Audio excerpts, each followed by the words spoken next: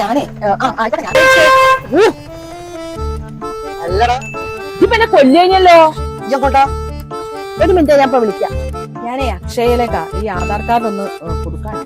എടീ ഈ പൊലച്ചക്കാരുടെ സ്വപ്നം പരിക്കുന്നതല്ലേ? എന്ത് സ്വപ്നം ചെയ്യണ്ട് അത് ഞാൻ പറഞ്ഞുതരാം. എടീ ഈ ഞാനും കൂടി ഈ ഓട്ടോറിക്ഷയിൽ ഇങ്ങനെ പോവുക. എങ്ങോട്ട് പോവാ? എങ്ങോട്ടാണെന്ന് അറിയില്ല, ഇങ്ങനെ പോവുക. നമുക്ക് പരിചയമില്ലാത്ത സ്ഥലത്തൂടെ കൊറേ മുന്നോട്ട് പോയാലോ രണ്ട് സൈഡിലും നല്ല മഞ്ഞ മരങ്ങൾ, അതിലിങ്ങനെ പൂ വിളിച്ച് റോഡൊക്കെ ഇങ്ങനെ പരവതാനി പോലെ. മഞ്ഞപ്പൂവോ? അടി മഞ്ഞപ്പൂ. പിന്നെ നമ്മൾ എത്തുന്നത് ഒരു പാടത്താ. പാടത്ത് നിറയെ വെള്ളം. ഈ വെള്ളത്തിന്റെ അക്കരെയാണ് റിസോർട്ട്. റിസോർട്ടാ? അടിപൊളി റിസോർട്ടാ മോളെ. എന്നിട്ട് ഞാൻ രണ്ടും കൽപ്പിച്ചു വണ്ടി ഒരു ഒറ്റ ഇറക്കല വെള്ളത്തിലേക്ക്. എന്നിട്ട് ഞാൻ മുന്നോട്ട് ഇങ്ങനെ പോവുക. കുറച്ച് മുന്നോട്ട് എത്തിയാലോ ബാക്കിൽ വെള്ളം ഇങ്ങനെ കേറുക. ബാക്കിൽ വെള്ളം കേറി കേറി ബാക്ക് ഇങ്ങനെ മുങ്ങാൻ തുടങ്ങി. അപ്പൊ എനിക്ക് ശ്വാസം മുട്ടൂലേ?